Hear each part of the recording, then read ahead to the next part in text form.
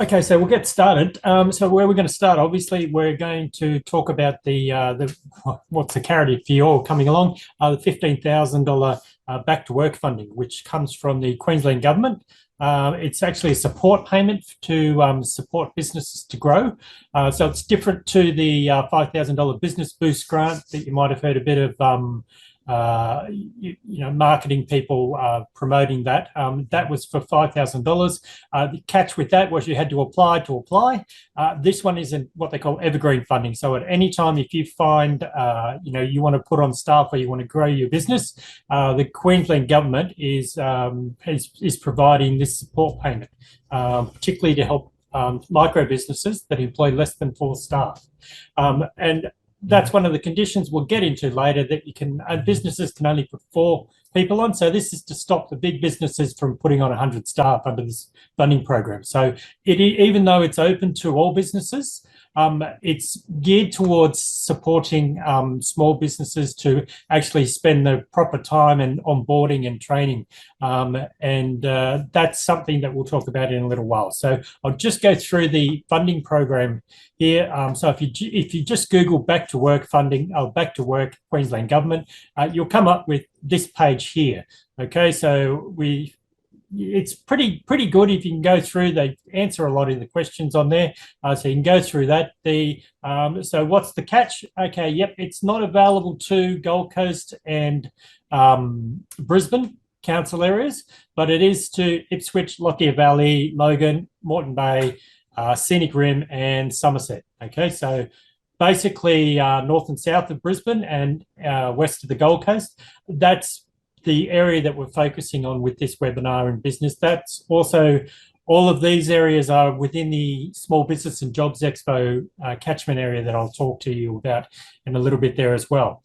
Okay, so what payments are available? There's a back to work payment for eligible job seekers who identify as belonging to the following cohorts. Okay, so we have Aboriginal and Torres Strait Islanders that have been unemployed for a period of 8 weeks. Okay, so people with a disability, minimum unemployed period 8 weeks, or long-term unemployed people for 52 weeks. If you haven't been working for 52 weeks and you want to get back into the workforce, this might be available for the business to put you on and that as well. So you can use that to go and promote yourself.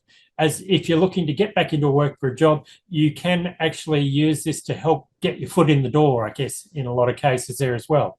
Okay, so this is where it comes down to. The difference with this one is the initial payment of $4,500 after 4 weeks of continuous employment after the initial application. Okay, so this means that if you've got someone, you put them on, you talk to the government, say that you want to apply for it, you put them on for 4 weeks continuous employment, and then you can claim the $4,500. Pretty good. It's not like some of the other ones where you've got to wait 3 or 4 months and then you're not sure whether you get it. So this is basically the idea of that is that you can spend money on their training and development while they're in their probationary period if you decide that you want to keep them on.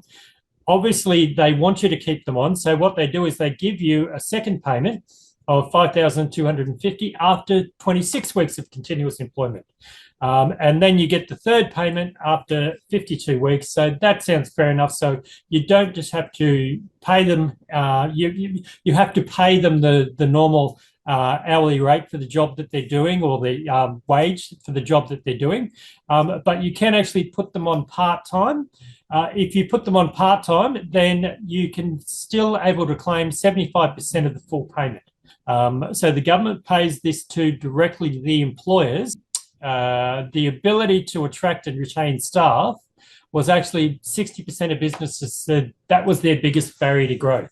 Okay, so there's a few things in there. So if you haven't employed staff before, we can, you can talk to your accountant. The idea is that 60% of all businesses in Queensland, and I'll show you these figures later on, are actually non-employing businesses. So they're like sole traders that are contractors. So this program is actually suited to turn those sole traders or solopreneurs into what's called a micro business, which is a business that employs 4 or less staff.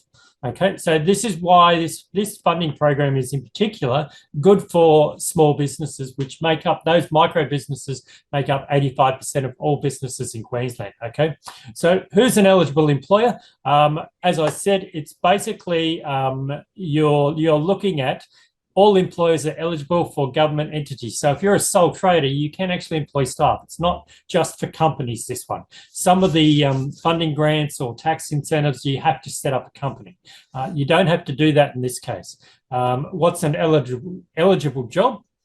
Okay, so it's ongoing full-time, 35 hours a week on average. Okay, so that means that they could do 70 hours a fortnight, but maybe 20 hours in one week and 50 hours the next week. So it's geared towards flexible work arrangements as well, or 20 hours a week. And this is the one that particularly with carers and things like that, NDIS suppliers. They might be doing it under a contractor where they do all the work. But this program allows them to put someone on when the kids are at school or something like that. So the parents returning to work is a good option for them, because they can work from 9 till 3 and then go and pick the kids up from school after they drop them off in the morning as well. Okay, so it's also a person with a disability who's been workplace assessment to work between 8 to 20 hours. There's certain conditions on that, but if you've got a child with a disability or you're an employer that's employed people with a disability before, you probably know all of that as well. Okay, so what's ineligible job? It's looking at casual, so no firm commitment to ongoing work. Okay, now this is a new definition of casuals, is that if there's a firm commitment to ongoing work, they're no longer considered casual. So if you say, we've got a job for you and we're going to give you 20 hours a week to get them on board and attract them to your business, then you have to employ them. They're not casual, they're part-time. So it's a different employment agreement or something like that. Okay, so, and if you employ casuals now, every 6 months, you have to either convert them over to part-time or tell them why they're not going to be given a part-time role. So it's basically changed the laws around casual work employment. So for like NDIS surprise, there's a high casualisation of the workforce. But there is certain conditions to allow for flexible work arrangements in there, but it's generally a commitment for a year to ongoing work. So that's why you can't just put someone on as a casual under this scheme. Okay. So go through this, have a look at it there as well. So these are the employees: Aboriginal, Torres Strait Islanders, person with a disability, long-term unemployed. There's some things here, if you've got any doubt or if you're a job seeker, you can give these people from the Back to Work program a call. And that's one of the things that, on one of the questions, I think it was for, here we go. On this page, when we go down, it says, can I talk to someone locally about my employment needs? Okay, so you can actually, local businesses can actually talk to the regional teams or can talk to someone in your area that understands the employment needs in your area there as well. Okay, so we've gone on to this page now. This is the one up the top here. It says for employers. So sections change. Okay, so what support is available? Back to work incentive payments. Okay, so payments of up to $20,000. Okay, so the $20,000 is part of the Youth Boost. Okay, so eligible worker, minimum experience to unemployed, directly commencing work with them. Looking at it there as well, we've got the two types of payment. Here's where I explain back to work support payment. That's the $15,000 one. Okay, so if you know someone that's 15 to 24, so obviously not school leavers, but if they're either earning or learning. So if they've been unemployed for a minimum of 8 weeks, so if they left school last year, they haven't had a job, then they would be eligible for the $20,000. Why is that more? It's because they don't have the life experience that a lot of small businesses want. So it's probably going to cost you more to train them. But there's things like the fee-free tape courses and stuff like that can roll them in, and they can do they've been able to do a Cert 3 in business for a while, which is geared at staff, but if you see management potential or they want to get it themselves into a management position, you can look at putting them on as a team member in your business, and get them to do their assignment work in their TAFE course. They might do a Cert 4 in New Business and Entrepreneurship, something like that. And they could be doing the assignments that they're given on your actual workplace. That's how I used to do it with my marketing students, with international students, new to the country, so they didn't know anything about marketing or the culture, yet they could still get work in the marketing industry because I was telling them what to do and telling them to go out to employers and say, hey, I'm actually a waiter, but can I come in and work for you? And I can also do your social media and that sort of thing instead of cleaning up the kitchen of a night time. And that's how they were getting jobs as a supervisor or a manager. So they weren't just getting jobs as a waiter anymore. They were actually using their study to get them in the door. But then they were actually building on that. And a lot of these people started up their own business. And there's a few of them that I know that have now got permanent residency. So I've been doing this for about 5 years. So I've kept in contact with some of them there as well. Okay, so there's some other stuff. If you have claimed the back to work before, you can actually, there's a support pool funding. So up to $2,000 in regards to training and that sort of stuff there as well. So the small business support pool is only available for small business. So again, it's geared towards small businesses, but the Education Department doesn't actually train you how to run a business. So it's called the Department of Education, Small Business and Training, but they don't do the training. That's what they hand you over to TAFE or consultants like us to teach you how to do this sort of stuff. So while they're happy for us to promote this program and get it out there and educate the public, when you come to them and you ask them all these questions and all this, yeah, but how do I do it? That's when they're going to hand you over to people like me. Okay. So there's some other things there as well. You can also look at digital capabilities, existing websites, software, and all this sort of stuff. We used to actually train our marketing assistants and virtual assistants at intern level how to do websites and everything else. It's not as hard as what people think these days. Content creation on Canva, all of this stuff's free. Okay, so it's free plugins and all this sort of thing. If you go to get an e-commerce website, then you get it professionally set up. Yes, that might cost you $5,000, but a basic information website to generate leads and to get sales coming in so that you can actually increase your sales, that's what they call an information website. Now, a lot of this stuff and a lot of the plugins are free on that as well. So you can start from, I think I pay about $14 a month for hosting, and that gets me a full-on website that you can sell some products on. There's free shopping carts and all this sort of thing in there as well. Okay, so you can do that sort of thing. There's also small business courses. Okay, so these ones they recommend to go through TAFE for this. So part of the back to work skilling is they're what's called skill sets or micro credentials. Okay, so these are don't lead to a qualification normally, but you can use this to get credit for certain subjects or certain units if you go on to complete the qualification. But small businesses don't want a qualification, they just want the skills, and they only want part of it, usually in a lot of cases, because the qualifications are what you need to do to work across the whole business in a big company, normally the way that they write them there as well. Okay, so there's some stuff there. You can go through that on the website as well. So that is on the For Employers page. All right. So what we've actually done is when we've gone out and we've spoken to businesses, it's a big concern that in that Pulse survey I said, and I'll show you some data in a moment, 60% of businesses, and we got the link here to this website, you can check it out for yourself. The biggest barrier to growth after COVID is the ability to attract and retain stable employees. Okay, so that's what 60% of businesses are saying now. It's come down. Last year, it was 68%. But now with unemployment down so low, it's actually probably going to go back up again as well. So people are going to struggle to get staff. Last year, we had the Great Resignation as well, which was basically 40% of people transferred jobs or something like that after COVID, after all the lockdowns and everything.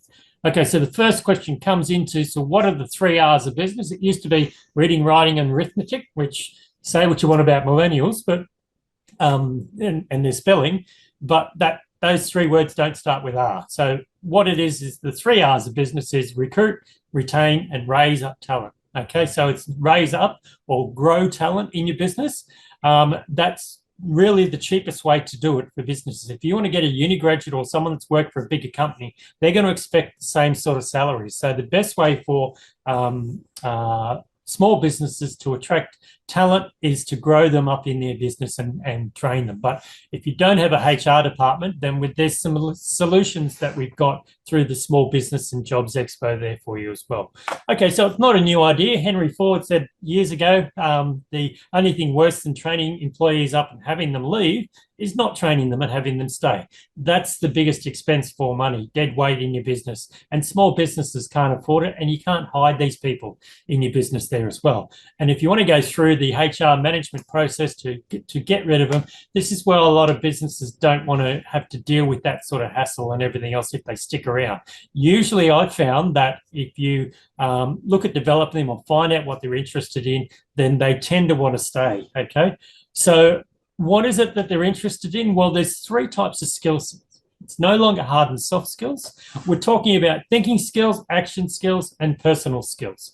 Now, when you're looking at this one here, this is where there's been all the talk about AI. Action skills are for all of the urgent stuff in business. If you know the Eisenhower matrix or the urgent and important matrix, then this is where those skills are there.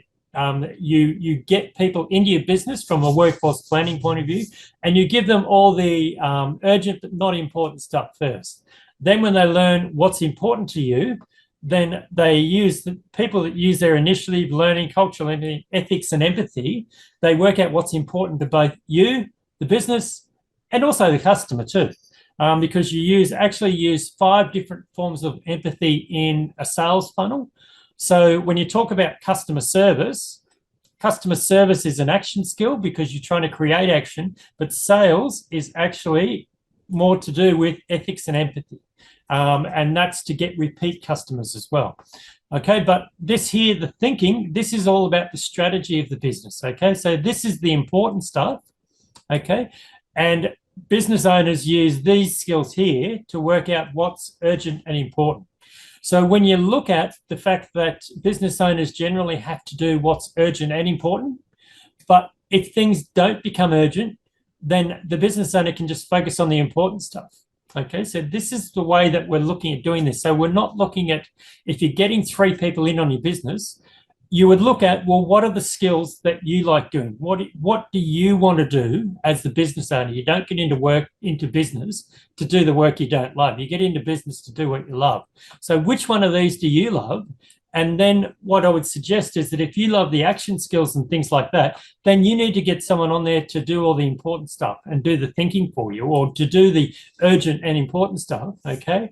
If you are happy to do the urgent stuff, you're doing the action skills, and you want to still do the strategy and that sort of thing, then get someone in with personal skills that can build relationships with your customers. They're probably going to be a good networker.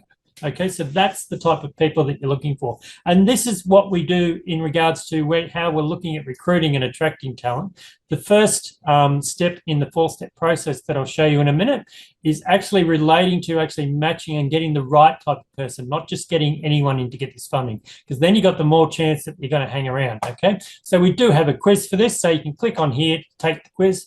So if you go onto the Inception website, and it's Inception Skills Quiz, you can go on there. We've got one for job seekers looking for work, or contractors that are looking for more work, small business or micro business owners, because we need to find out what you love doing and what you're good at, and that sort of thing as well. We've also got, as part of the onboarding process, we've actually got a performance appraisal where we actually go through and we ask the employer to do, how do you think they're going and what skills have they demonstrated to you? And we also ask the the employee to do the same quiz and tell you what skills they think that they've gained, or what level of skills do they think they've been demonstrating in the job as well. If they don't put it, then they haven't done the job, you know. And so it comes into that, you know, if those two should match up if they're being honest. But if they're just going through and they're trying to tick the boxes and say, oh, I'm trying to look good, it's going to show, because there's going to be a big difference between what the employer sees and what the person's doing. So this comes down to a HR point of view. Now, we would recommend doing this after the 4 weeks before you hand in, submit the request for the first funding. And the reason for that is that if you turn around and they go, oh, no, sorry, I don't want to last, or they get offended by the performance appraisal, just give them feedback first. If you've got a 3-month probation, they've got 12 weeks to get through. So do it at week 4, week 8, and then confirm that they're on probation for at the end of the 12 weeks. If they turn into a shooting star in 4 weeks and they're exactly what you want, then you can end the probation and confirm their employment early, make the claim, and then spend that money on development. And that's what's going to get them to hang around for the rest of the year. Okay, so when we keep going down the page, this is the services that we're talking about, and this is what we look at doing for businesses that are looking to get this funding. If you haven't employed people before, you're looking at matching the skills, looking at recruitment, looking at retaining staff, and looking at raising staff in the operations. Now, this is the sort of stuff I've been doing for franchise groups for about 30 years now, as a supervisor, a manager, an area manager, operations manager, even took a franchise overseas, and it still works in the Middle Eastern countries over there that are importing in a lot of their workers and all this sort of stuff. So we know that it works, and this is the system that we've set up for you there as well. So as we're dealing with a lot of entrepreneurs, here's one: train them up so they can leave, but treat them well enough so they don't have to. And that's a quote from Richard Branson, who started out as a small business too, selling records above a shoe shop, and people had to walk through the shoe shop to get to his record store. There's an interesting story about that, about how he got free rent. But that's basically something that we teach businesses when they start up. All right, so coming down here, if you do have some questions, you can actually book in a call. Just click on here and it'll give you some times, and you can book in, and we can actually have a full-on chat about this if you like there as well. Okay, so we've got a little bit of a thing. This is the program that we set up. It's a full onboarding process. As I said, there's 4 steps. So the first one is workforce planning and market growth. So when we go back to the some of the questions here as well, eligible employer.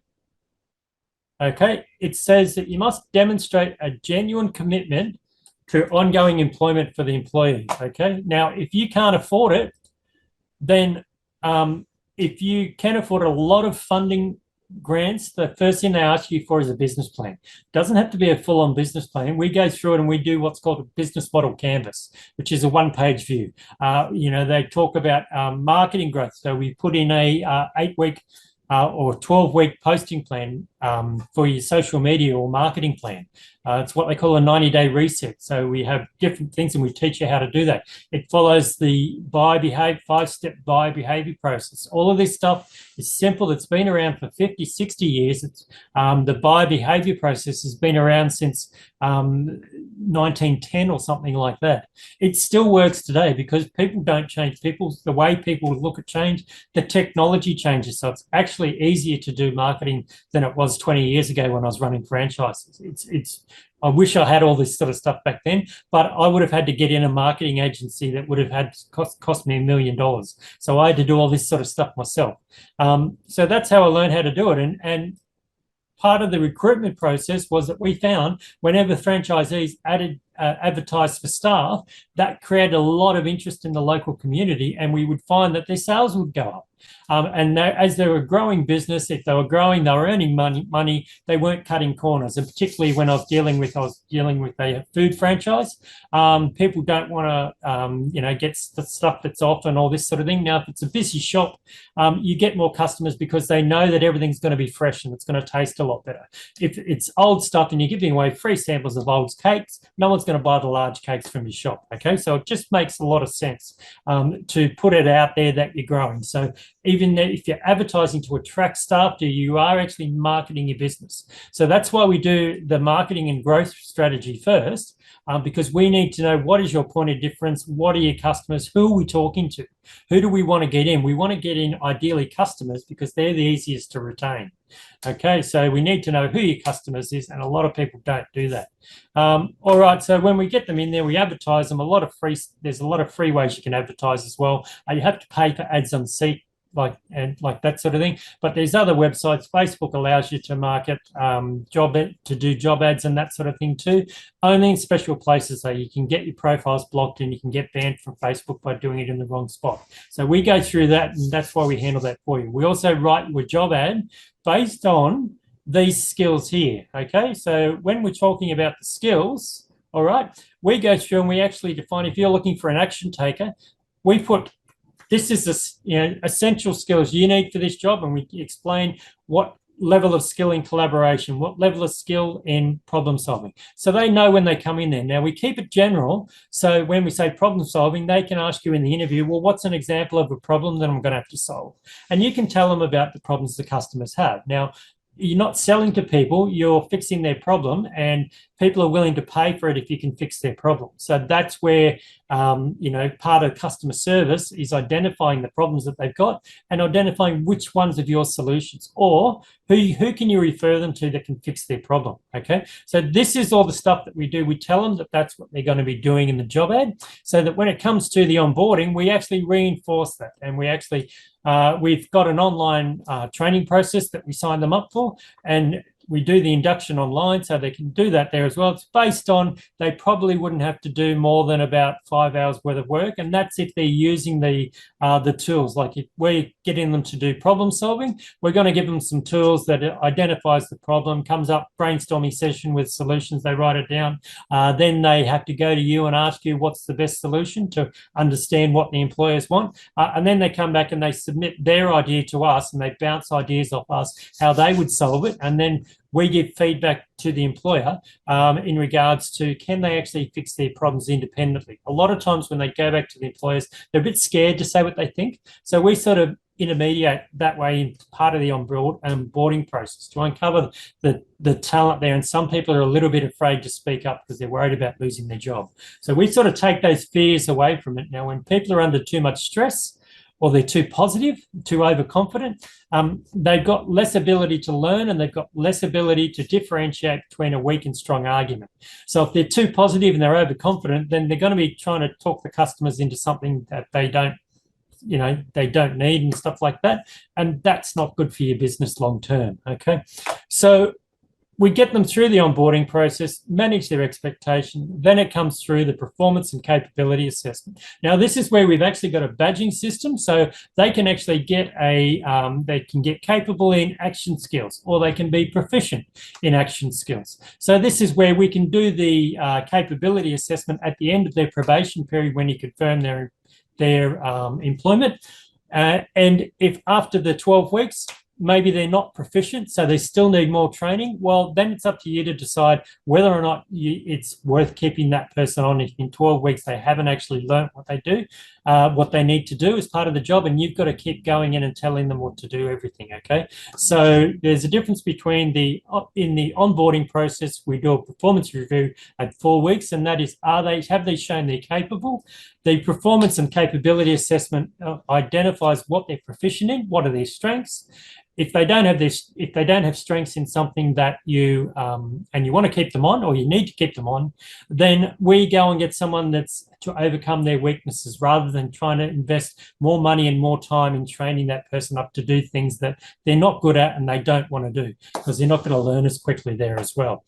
Okay, so that's a basic rundown of not only the funding program, but also to how we can actually help you get the funding program, how we can help you meet the requirements. The government wants you to do it, but they also want you to look after them.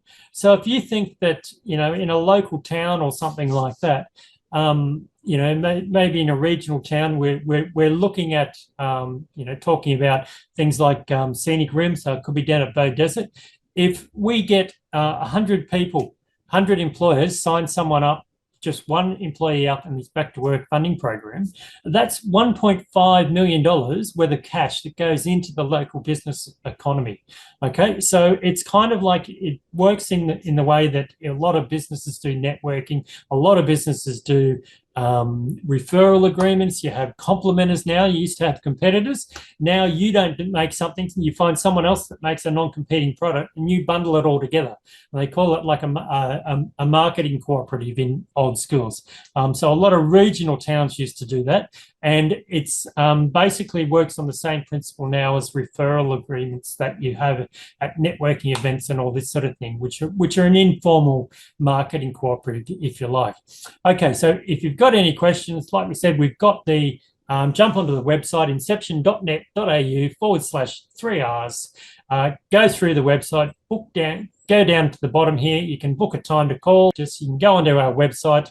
If you go onto the Inception website, you can have a look up the top there. Go onto the contact page, and we've got another booking one. You can join our mail list, so you can connect with us, sign up to the mail list, and we can send him out some stuff. We're on Facebook, we're on LinkedIn, so just click on there and you'll find us there as well.